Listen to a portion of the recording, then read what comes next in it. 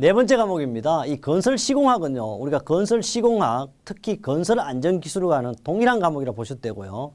또는 건설 시공학, 건설 재료학도 비슷한 과목의 일종입니다. 중복되는 내용이 다 70% 이상입니다. 그렇다면요, 네 번째 과목 시공학 보겠습니다. 첫 번째 문제가 61번입니다. 철골공사에 모살 용접에 관한 설명을 옳지 않는 것을 했습니다. 모살 용접의 유효 면적은요, 유효 길이 또는 유효 목 두께를 곱한 것으로 한다. 맞습니다. 모살 용접의 유효 길이는요, 모살 용접의 총 길이에서 2배의 모살 사이즈로 공제한 값으로 해야 합니다. 모살 용접의 유효 목 두께는 모살 사이즈 0.3배가 아니고 얼마요? 0.7s죠. 그래서 답이 요놈이 틀렸어요. 구멍 모살과 슬롯 모살 용접 유효 길이는 목 두께 중심을 잇는 용접 중심 결의로 하고 있습니다. 그래서 모살 용접은요, 형광 또는 판, 겹침, T자, 각임에 쓰이는 용접으로 부재와 부재가 겹치든가 또는 맞닿는 부분이 각을 이루는 면에 용접하는 거죠. 그래서 그림이 뒤에 나오고 유효 목 두께는 0.3배가 아니고 0.7배가 되겠고요. 보강살 붙임은 3mm 이하 또는 0.1s 더하기 1mm 이하로 하기도 하고요. 유효 단면적으로 일반의 용접의 유효 길이 곱하기 유효 목 두께로 나타내고 있습니다. 유효 길이는요, 모살 용접의 총 길이에서 2배의 모살 치수를 공제한 값으로 나타내. 그래서 여기 모살 용접의 그림을 보면요, 목 두께는 약 0.7배 정도로 하고 있다는 거예요. 실제 이 부분이 목 두께 부분이 되겠습니다. 이 내용이 바로 보강살 붙임을 하고요, 수직으로 하고요. S는 여기서 높이를 나타내고 있습니다. 이것은 우리 교재 4-91쪽에도 잘 나타나 있습니다. 62번입니다. 네트워크에 대한 것은요, 꼭 한 문제 용어에 대한 설명이 나오죠, 항상. 그래서 크리티컬 패스라는 것은요, 개시 결합점에서 종료 결합점에 이르는 가장 긴 경로를 우리는 크리티컬 패스라고 이렇게 하고요. 덤이라는 것은요, 결합점이 가지는 여유 시간이라고 그랬는데 이것은요, 여기서 알아도 결합점이 가지는 여유 시간은 스렉이죠, 스렉. 이건 틀렸어요. 덤이라는 것은 바로 가상적인 작업, 시간이나 작업량이 없는 걸 덤이죠. 플로트는요, 작업의 여유 시간을 나타내는 거고, 디펜던트 플로트는요, 후속 작업이 토탈 플로트에 영향을 주는 플로트를 가지고 디펜던트 플로트를 이래 하고 있습니다. 역시 4-10의 용어와 기호로서 상당히 상세하게 만들어 뒀고요. 스렉은 바로 결합점이 가지는 여유 시간을 나타내고 있습니다. 63번입니다. 철골공사에서요, 처음 나오는 문제입니다. 강제의 기계적 성질이라든지 하학 성분 또는 외관, 치수공차 재원과 제조회사의 학위로 제품의 품질 확보를 위해 공인된 시험기관에서 발행하는 검사 증명서를 가지고 우리는 뭐야? 밀시트라 이렇게 하죠. 이것은 강제 제조업자가 발행한 품질 보호 증서인데 여기에 포함되는 내용은 제품의 재원입니다. 길이, 두께 또는 중량을 나타낼 수도 있고요. 나타내고요. 그 다음에 제품의 역학적 성질입니다. 제품의 역학적 성질로서 인장 강도, 항복 강도, 연실률 등도 포함되어 있습니다. 또 제품 화학적 성질에는 탄소, 철, 기타의 금속 함유량도 표시하게 되어 있고요. 네 번째, 시험 종류와 기준으로는 어떤 시험 방법을 했는지 어느 기관에서 시험을 했으며 시험 기준도 부착하게 되어 있습니다. 제품의 제조사항은 제조사, 제조연일, 공장, 제품 번호 등도 되어 있고요. 이것은 우리 교재 4-21쪽에 문제 24번으로 나와 있습니다. 64번은요, 철근 이음입니다.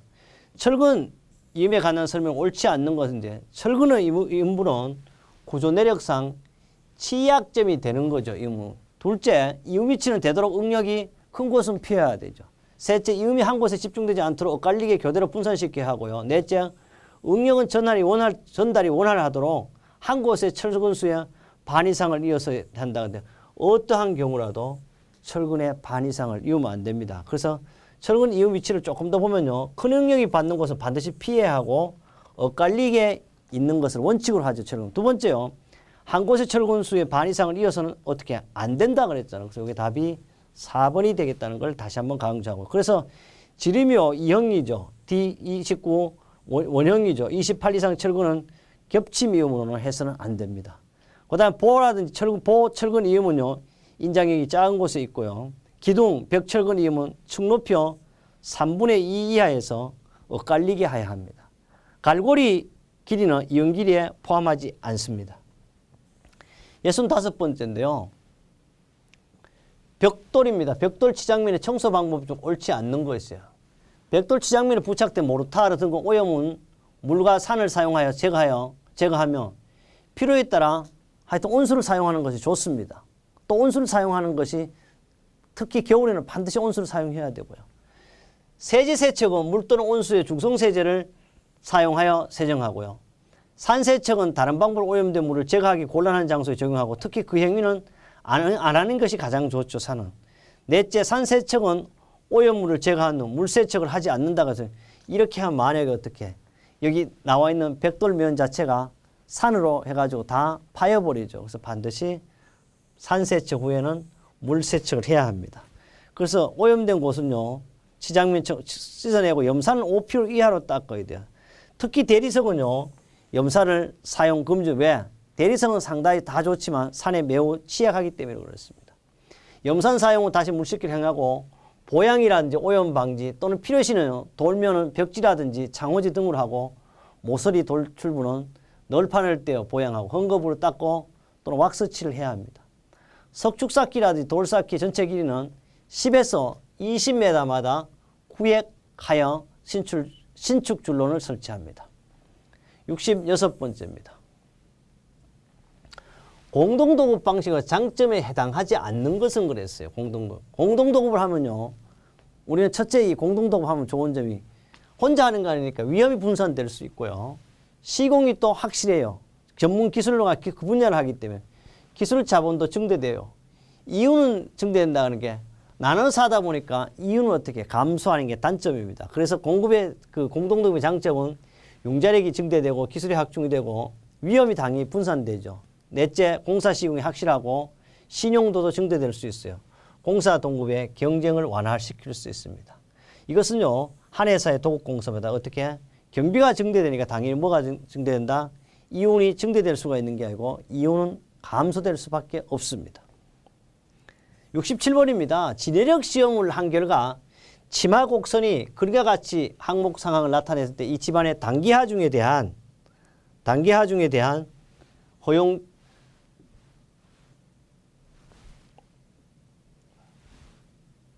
단기하중에 대한 허용 진해력은 얼마인가? 근데 허용 진해력은 메타 자성당 하중의 단위를 기준으로 한다. 사실 허용 진해력은요. 바로 이 표가 허용 진해력을 알 수가 있거든요. 사실 이게 하나 둘 하면 이게 11, 12, 13, 14 여기 끝까지 뭐예요? 여기서 그러니까 이게 12예요. 12. 치마량 자체를 하중을 나타내는. 그래서 실제로 여기서 나타내는 허용 진해력은 얼마냐 그랬는데 여기서 허용 진해력은 사실 12톤을 이렇게 알 수가 있어요. 근데 이런 문제는요. 단기 하중과 똑같대. 그래서 이런 문제는 거꾸로 지금 나오고 항상 뭐를 구하냐 하면 이럴 때 치마 곡선을 보고 장기 하중을 구하라 이런 문제가 계속 나오죠. 그럼 장기 하중은 10이니까 얼마예요? 단기 하중 2분의 1 하면 되니까 12에서 2분의 1 하면 6이 되는 거죠. 이런 문제가 나오는데 이번에 이제 변형돼서 한 문제가 나왔다는 걸 알면 되겠습니다. 똑같은 문제인데 여기 보면 잘못하면 여러분이 계속 6을 하는데 그 장기 하중은 단기 하중이다. 그래서 단기 하중 곱하기 2분의 1 6톤이 되고요. 허용 진해력은 그래서 치마 곡선과 동일한 얼마? 12톤 퍼 메타의 자성이 되겠습니다. 우리 교재 4-28쪽에도 나와 있고요. 8월 26일 날 2017년 산업안전 산업기사 5번째가 뭐 건설안전기술도 이 문제가 그대로 출제가 됐었습니다. 68번입니다. CIP 공법에 관한 설명으로 옳지 않는 것입니다. 주열식 강성체로 토리벽 역할을 하죠. 캐스트 인 플레이스니까요. 그 다음에 소음과 진동이 적어요. 또는 협소한 장소에 시공이 불가능하다 그랬는데 가능하죠. 그래서 답이 3번이에요. 불가능한 것이 아니고 CIP 공법은 바로 협소한 곳에서 시공이 가능한 방법이 되겠습니다. 굴착을 깊게 하면 수직도가 당연히 떨어질 수밖에 없습니다. 그래서 여기서 어스오고를 지중해 구멍을 뚫고 철근망 또는 H형광을 삽입한 다음 모르타르 주입관을 설치하고 먼저 자갈을 채운 후 주입관을 통하여 모르타르를 주입해 제자리 말뚝을 형성하는 공법이 바로 CIP죠. 그런데 여기는 지하수가 없는 곳에 적용하고요. 지중해 연소가에 시공하여 주열식 금박이 백체를 구성하는 방법이라 그래서 CIP 공법 또는 주열식 공법 이렇게 하죠. 이거는요. 협소한 장소에 시공이 가능한 방법이고 우리 교재 4-43쪽에 잘 나와 있습니다. 69번입니다. 기성 콘크리트 말뚝이에요. 말뚝 기온을 표시하는 방법이죠. 말뚝에 표기된 PHC-A.45012의 각 기호에 대한 설명 옳지 않는 것은 PHC는요. 원심력 고강도 프리스트레스 콘크리트 말뚝이라는 뜻이고 A는 종류를 나타내는데 A종으로 말하고 450은요. 여기서 말하는 말뚝 바깥지름을 말해요. 이거는 말뚝 바깥지름 밀리미터로 나타내고 있습니다. 12는 말뚝의 삽입 간격이 아니고 깊이예요. 깊이. 그래서 이거는 말뚝의 길이를 나타내는 거. 이거는 단위가 어떻게 메타로 나타내는 걸 꼭 기억해야 돼요. 2013년 6월 2일 날 또 출제가 됐습니다. 그래서 제가 항상 안전 합격을 위해서 몇 년치 보나 10년치는 봐야만 여러분이 안전한 합격을 할 수가 있습니다. 70번입니다. 기계를 설치한 집안보다 낮은 장소예요. 또는 넓은 범위의 굴착도 가능하고 주로 수로요. 수로 골재 채취용으로 많이 사용되는 토공사용 굴착 기계는 그런데 이거는 바로 뭐예요? 드래그 라인을 말하는 거죠. 파워 서브는 높은 곳을 하는 거고요. 집안보다. 클램셋은 뭐예요? 이 클램셋은요. 우리는 이렇게 다이아몬드 같은 주로 이제 얘는 낮은 곳을 하고 하는데 협소한 곳에 주로 이제 자갈이라든지 모래 이런 걸 하는 것을 바로 클램셋이죠. 답은 이 여기서 말하는 파워 서블이 아니고 답은 드래그 라인이 되겠습니다. 그래서 드래그 라인은요. 롤러형 기계에 서 있는 위치보다 낮은 곳에 굴착 좋고 넓은 면적을 팔 수 있는 파는 힘이 강력하지 못하죠. 굴착 깊이는 통상 8m 정도고요. 선회각은 110도 정도가 되겠습니다. 71번인데요. 71번은 거푸집 구조 설계 시 고려해야 할 연직 하중에서요. 이걸 가지고 연직 하중을 가지고 다른 말로 수직 하중이라 이렇게 할 수도 있어요. 무시해도 되는 요소는 근데 연직 하중뿐만 아니고요. 수직 부대에서 고려할 하중은 다 무시해도 되는 거지. 이거는 작업 하중은 포함이 돼야 되죠. 거푸짐 중량이라 근데 이 거푸짐 중량은요. 수직 방향 또는 연직 방향에 뭐 바닥판 또는 보드인데 어디라도 포함되지 않습니다. 콘크리트 하중 또는 콘크리트 자중이라고도 할 수 있고요. 충격 하중 등이 답은 2번이 되겠습니다. 그 다음요. 72번입니다. 72번은요. 건식 석재공사예요. 건식 석재공사에 관한 설명 옳지 않는 겁니다. 촉구멍 깊이는 기준보다 항상 3mm 이상 더 깊이 천공해야 돼. 뚫어야 된다 이 말이고요. 석재는 두께 30mm 이상을 사용하고요. 석재의 하부는요. 고정용이라 하는데 석재의 하부를 가지고 우리는 지지용을 나타내고요. 석재의 상부는 지지용이 아니고 상부가 바로 고정용이 되겠습니다. 요 놈이 틀렸어요. 답은 3번이 되겠습니다. 모든 구조재 또는 트러스 철문은 반드시 농막이 처리를 하는 것을 원칙으로 하고 있습니다. 73번 보겠습니다. 73번은요. 슬라이딩 폼 또는 슬립폼이라고 그래요. 관한 설명 옳지 않는 것입니다. 우리는 1일 5에서 10m 정도 수직 시공이 가능하므로 시공 속도가 매우 빠릅니다. 둘째, 타설장과 마감장을 병행할 수 없어. 그런데 이걸 잘 봐요. 병행할 수 있어. 공정이 복잡한 것에 공정을 단순하게 할 수 있는 것이 바로 우리는 슬라이딩 폼의 특징이 되겠습니다. 구조물 형태에 따라 사용 제약이 있고요. 형상이라든지 치수가 정확하고 시공 오차가 적죠. 그래서 동시에 할 수 있고 하기 때문에 이건 어떻게 주로 사일로 공사 같은데 가장 적합한 슬라이딩 폼 부분 거라면 바로 우리 뭡니까? 슬립폼 혹은 이걸 가지고 그냥 슬라이딩 폼 이렇게 요 문제만으로도 6과목에도 잘 나오는 내용이 되겠습니다. 조금 더 보면요. 슬라이딩 폼 이것은 슬립폼이라고 하고 수평 수직으로 반복된 구조물을 시공 이음 없이 균일한 형상으로 시공하기 위하여 거푸집을 연속적으로 이동시키면서 콘크리트를 타설하여 시공하는 일종의 슬라이딩 폼은요. 시스템 거품입니다. 다음 중 시스템 거푸집이 아닌 것은 이렇게 나올 수도 있는 문제고요. 사일로라든지 코어, 말뚝, 교각 등 단면 변화가 없이 수직으로 연속된 구조물을 사용하고 공기가 상당히 빠릅니다. 단축할 수 있어요. 또는 연속적인 타설로 일체성이 확보되고 자재 노무비가 절약되고 형상과 치수가 정하고 하루에 5에서 5m 수직 시공도 가능합니다. 돌출물이 없는 곳에 사용 가능하고 슬립폼이라고 해요. 단면 변화 있는 곳에도 사용 가능한 것이 바로 슬립폼 또는 슬라이딩 폼이 되겠습니다. 74번입니다. 콘크리트의 설계 시 구조물의 종류가 묵은 콘크리트예요. 묵은 콘크리트가 굵은 골재 최소 시수 오른 것은 묵은 콘크리트는 40mm 부재 최소 시수에 4분의 1을 초과해서는 안 되죠. 이것은 우리 품셋의 기준이 되겠습니다. 보면 바로 철근 콘크리트는요. 10에서 25mm를 말하는데 세석 20mm 이하이고요. 묵은 콘크리트는 40mm에서 단면 4분의 1 이하를 기준으로 적용하고 있습니다. 우리 교재 4-54 표 골재의 크기에 명쾌하게 정의가 되어 있습니다. 75번입니다. 75번은 철근의 이음 방법은요. 4가지 방법을 주로 사용하는데 철근의 이음 방법에 해당되지 않는 것이에요. 철근은요.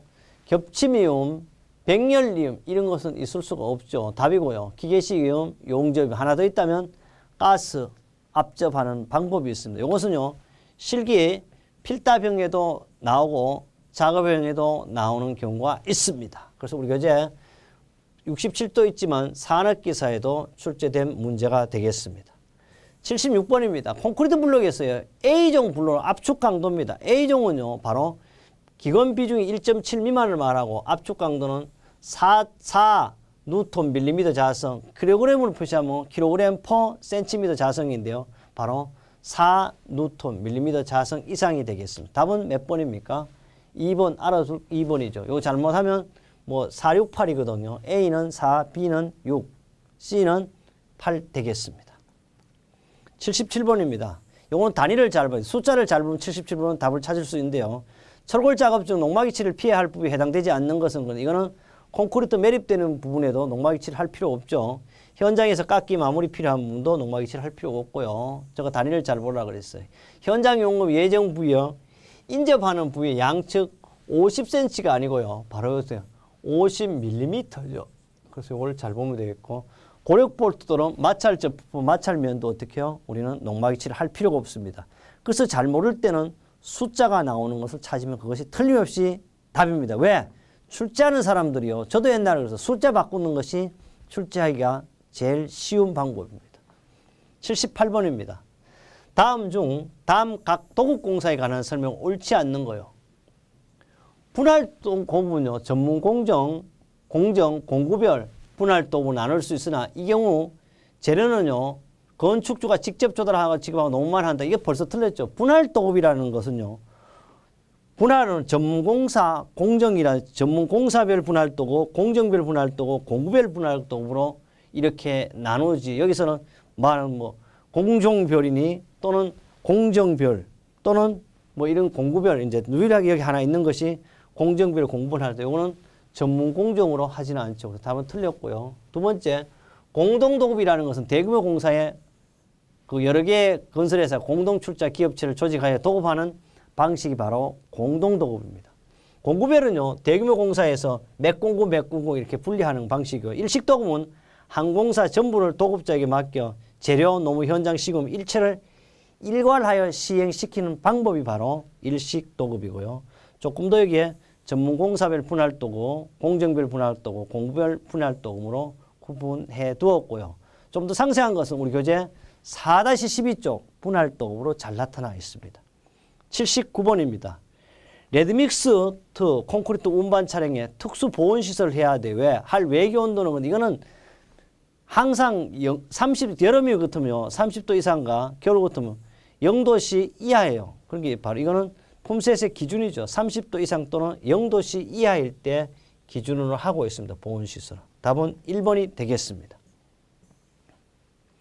네 번째 과목이요. 바로 80번. 이제는 건설 시공학의 끝법 문제입니다. 기초의 종류 중 기초 스러브 형식에 따른 분류가 아닌 것은 그랬어요. 기초 스러브 형식에 부합한 것은요. 벌써 직접 기초는 아니죠. 그래서 바로 여기서 기초 스러브 이한 것은 복합 기초, 독립 기초, 줄 기초를 가지고는 이걸 가지고 연속 기초 이렇게 이야기하고 있습니다. 답은 1번이고요. 여기 기초 분류, 스라브 형식에 의한 분류로서 얕은 기초를 나타내는데 독립 기초, 복합 기초, 연속 기초를 가지고 있는 줄 기초를 이렇게 하고 그다음에 온통 기초 등이 있습니다. 이 내용은 우리 교재 4-42쪽에 있고요. 2017년 3월 5일 날 또 건설안전 기사에 출제가 됐습니다. 우리 이렇게 했어요. 네 번째 과목을 마무리했습니다. 다음은요. 5번째 과목. 건설 재료학에서 여러분을 안전한 합격으로 여러분을 한 단계 업 시키는 과목으로 만들겠습니다.